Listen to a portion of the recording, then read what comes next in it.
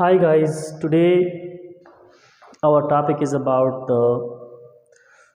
उर्दू कि हम उर्दू में वाहिद और जमा कैसे उसकी उसूल किया है और इसको कैसे हम जानेंगे, राइट।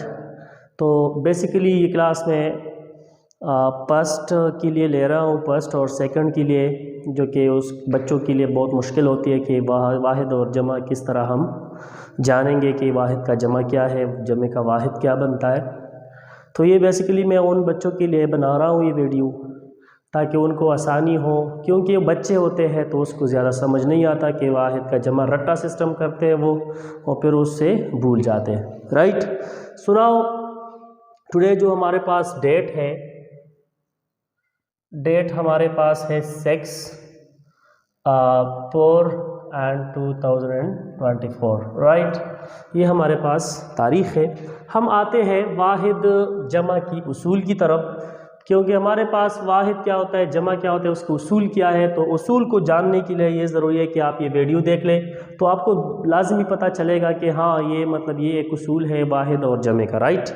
तो ये बच्चों के लिए बहुत इम्पॉर्टेंट है। तो हम पहले नंबर पे आते हैं कि अलीफ और गोल जो हा है, इससे क्या बनेगा जमा में। लास्ट में जब ये आ जाए तो उससे फिर क्या बनेगा, उसका जमा क्या बनेगा। तो अलीफ और है ये जो लास्ट में आ जाए किसी वर्ड के, तो उसके लिए फिर ये बड़ी ये जो है ना ये लगाना पड़ेगा उसकी जमा बनाने के लिए। तो पहले हमारे पास है दरवाज़ा। तो ऐसे तो मतलब हमको पता चलता है कि दरवाज़ा या मतलब उसके जमा अगर हम लिखते हैं तो दरवाज़े बन जाते हैं, लेकिन ये छोटे बच्चों के लिए ये बहुत मुश्किल होते हैं कि मतलब ये हम कैसे इसको जमा उसके करें। तो ये उसूल, ये 3 उसूल मैंने लिखे हुए, ये बहुत लाजमी है बच्चों के लिए। इसको समझाए तो बच्चे डेफिनेटली मतलब फिर जो भी वर्ड वो देख लेगा, लफ्ज़ देखेगा तो उसका जमा लाजमी डायरेक्टली निकाल पाएगा, राइट। तो हमारे पास दरवाज़ा है, लास्ट में गोल है, तो ये है हमारे पास आया हुआ है, तो यहाँ मैंने इसकी जगह रिप्लेस किया है बड़ी ये को, तो ये दरवाजे बन जाते हैं, ठीक है। इसके बाद हमारे पास आ गया बकरा। तो बकरा जो है वो कैसे हम इसका जमा करेंगे, तो ये भी बहुत इजी है। मतलब इसके लास्ट में अलिफ है तो आप इससे बनाए बकरे, राइट। ये अलिफ आ गया और ये हमने चेंज किया बड़ी ये में, तो ये इसका जमा बन गया।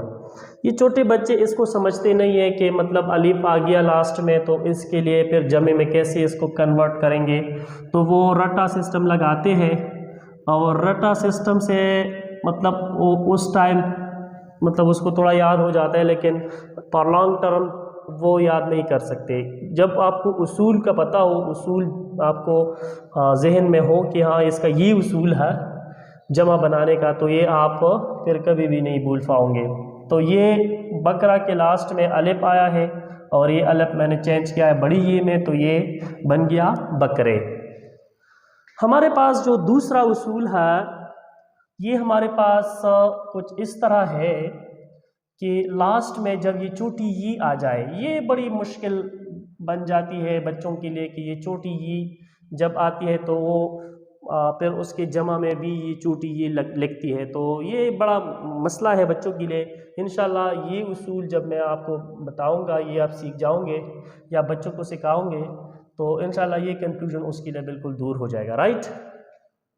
तो यहाँ पर हमारे पास छोटी ये है, तो ये छोटी ये का प्लस अगर हमने बनाना है, जमा बनाना है, तो उसको अलिफ और नून और ना में तब्दील करना है। लास्ट का जो ये वाला है, ये जो छोटा ये लास्ट में आया हुआ है, ये हमारे पास बकरी है, ये इसके लास्ट में छोटी ये आई है।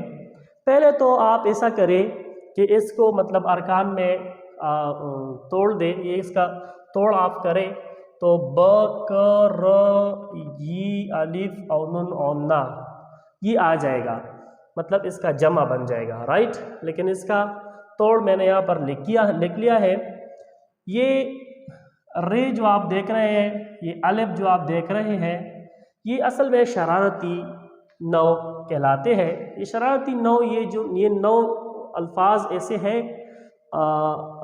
ये जो हरूफ तहज्जी है उसमें, कि ये शरारती नौ है। अभी शरारती नौ को मैं बाद में समझाऊंगा कि शरारती नौ का मतलब क्या है, और इस पे मैं एक वीडियो भी बनाऊंगा कि आपको क्लियर पता चल जाए।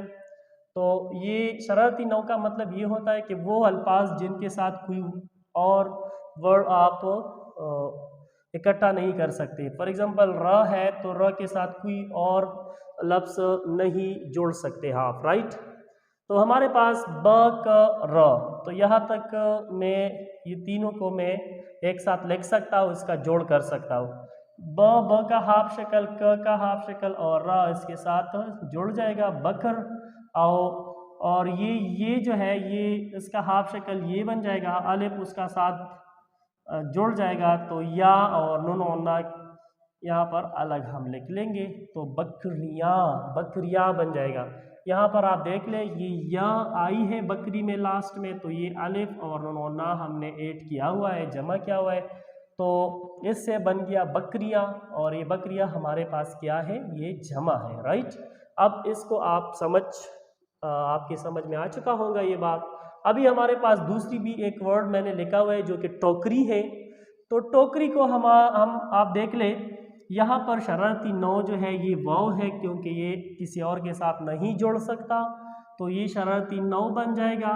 और शरारती नौ को हम सिर्फ उन दोनों को हम जुड़ सकते हैं, बाकी को हम उसके साथ नहीं जुड़ सकते। ये शरारती नौ यहाँ पर र है, तो र भी एक शरारती नौ का हिस्सा है, इसके साथ भी हम दूसरा वर्ड जुड़ नहीं सकते इसको।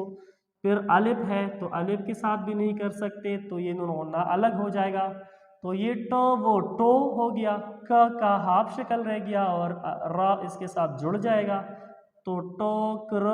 और ये हाफ शक्ल इसका ये बन जाएगा, अलिफ उसके साथ जुड़ जाएगा, तो और नून और ना उसके साथ अलग लिख लेंगे, तो टोकरिया बन जाएंगे, टोकरिया। टोकरी का हम जमा मैंने निकाल लिया आपके लिए, अलिफ और नून और ना के साथ ऐड किया, तो यह हमारे पास बन गया टोकरियाँ। चले हम थर्ड उसूल पे आते हैं कि थर्ड उसूल हमारे पास जमा का क्या है, वाहिद जमे का, वाहिद का जमा बनाने के लिए हमारे पास थर्ड उसूल है। ये बच्चों को जानना बहुत लाजमी है कि अलिफ और नून और ना जब लास्ट में आ जाए किसी वर्ड की, किसी लफ्ज़ की, तो ये हमारे पास हमज़ा और छोटी या में तब्दील होगा।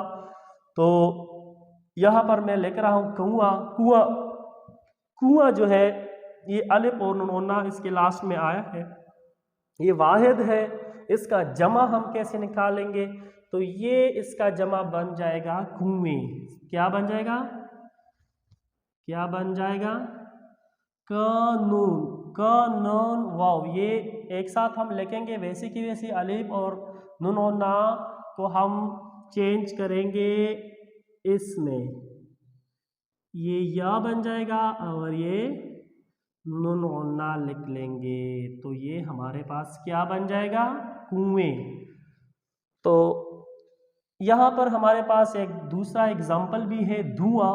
तो धुआं को भी हमने चेंज किया है, जो लास्ट में अलिफ और नून और ना है, इसको हमने हमज़ा या और नून और ना को लास्ट में हमने लिखा हुआ है, राइट। तो यहाँ पर हमारे पास ये तीन उसूल हैं। बेटा आपने इसको लाजमी याद करना है क्योंकि ये बहुत इम्पोर्टेंट है, और इसको आपने लाजमी याद करना है, रट्टा नहीं लगाना। रट्टा जो है ना ये भूल जाते हैं सम टाइम। तो ये उसूल जब आपको बुनियादी याद हो तो हमेशा के लिए आप जमा और वाहिद का मतलब आपका कंफ्यूजन नहीं रहेगा, क्योंकि आगे एग्जाम में अगर आपको आ जाए तो ये क्लियर आप कर पाओगे। Thank you for watching with me, और ये आज का टॉपिक था। इंशाल्लाह next time I will see you.